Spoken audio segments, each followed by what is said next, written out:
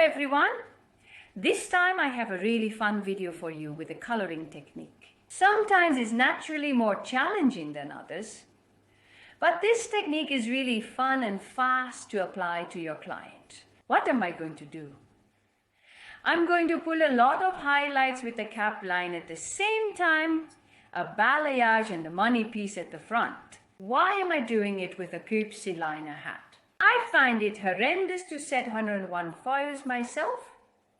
It just takes me a long time, and with the cap it's simply very easy. This is the cap you need. It's from the brand Pomer. It's made of a sturdy silicone base, and I'm going to cut out a part of it. You'll see it all in the video. But now I see you all thinking, how do I get such a hat? Well, very easy. Press the link below. Then you can order a dome liner hat for 1750 euros. And then you get that with 3 bags. Snow White from Kis, and each bag has 50 grams. So 150 grams in total, and then you can really color your client with it. Well, are you curious for the rest? Then quickly watch my next video. Here you see the end result, as you can see. See? On top I have a nice balayage. At the front is the front. The entire eastern tuft is bleached. And on the side and at the back, I have my dome leads in place. A very easy technique with a nice natural gradient. Well, I say quickly watch that video and use it in the salon, because it's such an easy and fun technique to use with your client. And it's also something different for a change. A nice name for this technique is topless cap. I will take you step by step through this technique. It all starts with the old-fashioned, thick, sturdy line hat. When you put on the quepsy glue, you go to the middle of the eyebrow. I then also indicate that with a marker on my cookie line hat. From there, I go to the highest point of the head. I also mark a spot there. Then I connect all my dots, and you see that a surface is created. What am I going to do? I'm going to cut out this surface, because that gives me the freedom to be on top of the head. Something to place a balayage technique or whole sluices of foils. It just depends on what your wish is, not the client's. With an old cutting scissors, be careful not with a growing one, but with an old cutting scissors, I cut the flat out of my cap luncheon.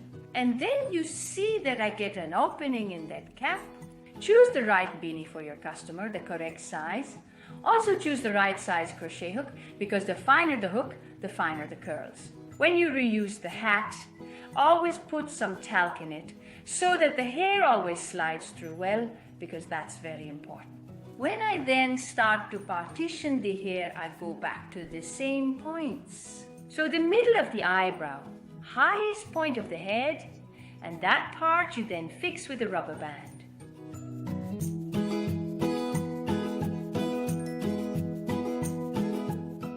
What's really important is that the hair is soft and flexible at all times.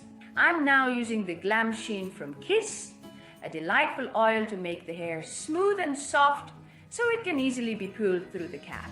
If the client comes to me in the sun, I will always wash the hair, condition it well vegan. I put in some oil, and from there I start pulling my locks, because you don't want to cause the client pain that it is difficult and becomes a slick mess. Now you can also see the ponytail on top sticks out, and for the rest I have all the freedom to place my beanie. Now you can go different ways.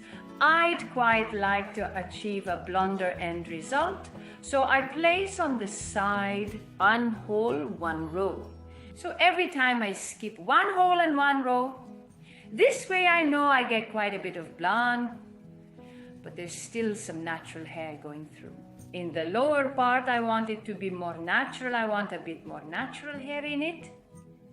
And then I go from the occipital bone every 2 holes, every 2 rows.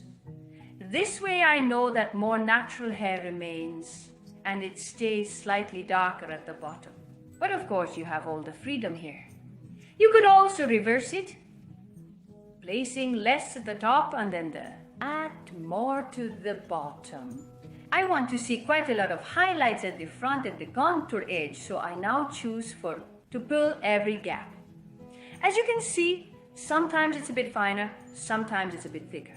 That's how I get a variation in my highlights.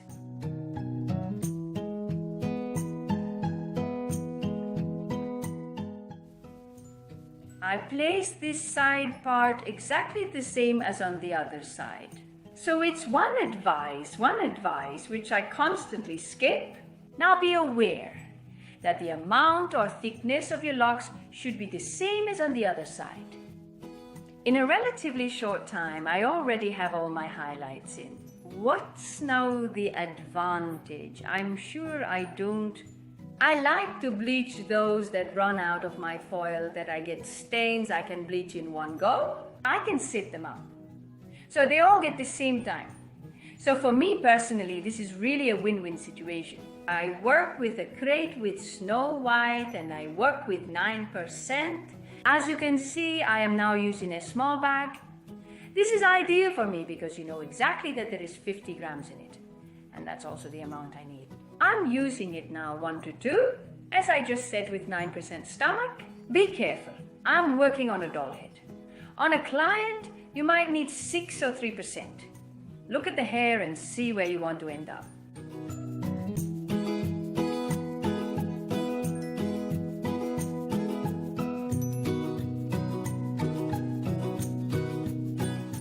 I put all my highlights in at once, from root to tip, because that's also the great advantage of your beanie hat.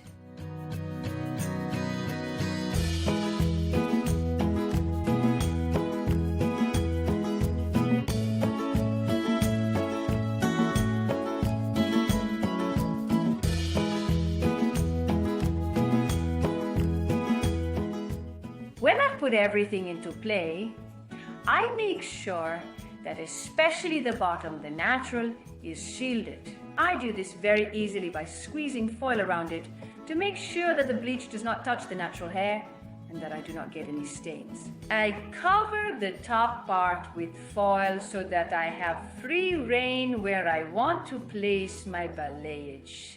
Not even on the rest of my blonde, that you come and that I then also get stains.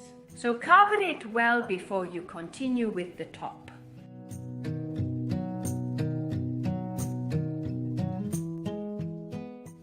Of course, I can apply the top in different ways. I have the option of placing whole slices with my foils.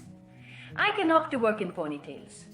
But now I choose to divide it into passes, to darken my root once, and then to apply the lengths as a balayage. That's what I find so beautiful about this technique, that I can underneath. I have a lot of highlights and then the balayage feeling at the top, which we still see in the current fashion image. Once you've done your pass, make sure you're nicely positioned in your foil so you can continue with your next pass. Because at all times you don't want to create stains in the top part. The teasing, of course, gives me the nice blended feeling at the top. That also leaves some nice natural hair and nicely dark from light running through.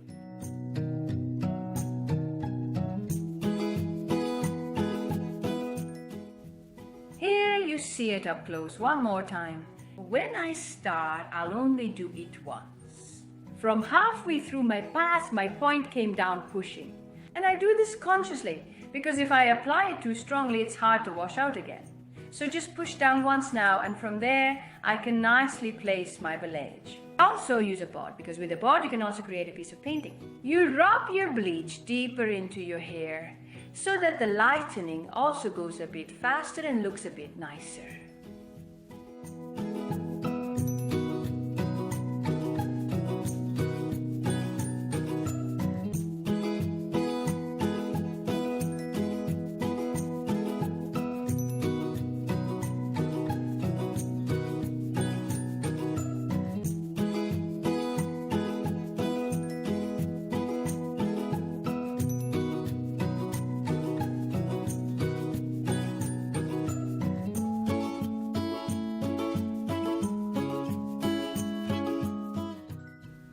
So I have divided the top part into 4 passages. I put 3 passes in a balayage technique. But as you can see, my front passe, I leave that out because I want to color it all the way to the root. And as we often call it, that's what we call the money pie. And why is it called money piece? That front strand, of course, is colored up to the root. And that customer, she wants to come back every 6 weeks. She wants the front, she wants it colored. Hence the name money piece. She can't do it herself and has to come to the salon.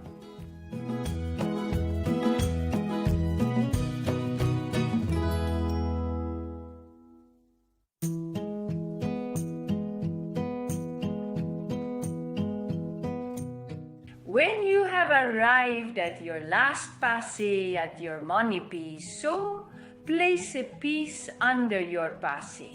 Because I want to apply the bleaching to the head, but I also don't want it to stain behind there and that I eventually get a run from my bleaching. The cotton ball ensures that the rest of the hair, which is behind, is protected from the bleach. And this way, you can beautifully go up to the root, you can place your bleach.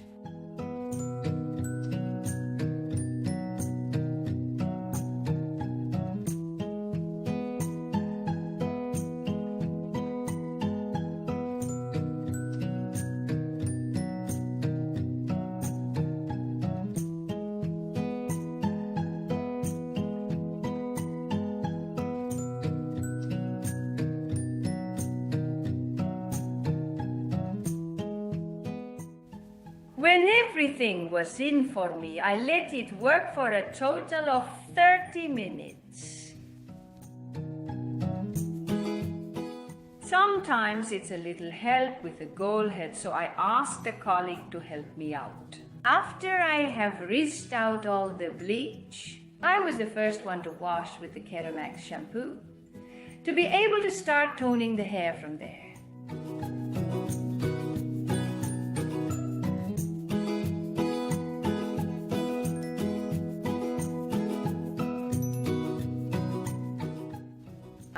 A cooler blonde end result. And nothing is better and easier than our no yellow shampoo from Kis. What a delight that shampoo is.